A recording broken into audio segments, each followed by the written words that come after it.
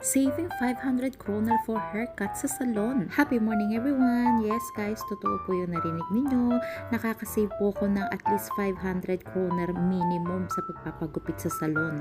Ako lang po talaga ang nagugupit ng hair ng anak ko at inaral ko po to sa YouTube. Napakadali lang naman kasi talagang gawin. Kahit sino kayang-kaya talaga to basta matyaga ka lang. Itong haircut na ginawa ko sa kanya ay tinatawag na layer. Kung meron kayong mga anak na babae at gusto ninyong makatipid sa pagpapagupit sa salon, yung talagang straight lang o di kaya layer lang ang gusto nyong gawin sa buhok ng anak nyo, abay mag-search na kayo sa YouTube. Sa sobrang mahal ng salon dito sa Norway, kaya naman napasearch ako sa YouTube kung ano ba yung napakadaling technique para sa paggugupit ng buhok. And from then, ako na talaga nagugupit ng buhok ng anak ko. Nakatipid na ako at nakapag-bonding pa kami kahit saglit. And hope you learned something. Stay safe everyone. Always remember, no matter how busy we are, don't forget to enjoy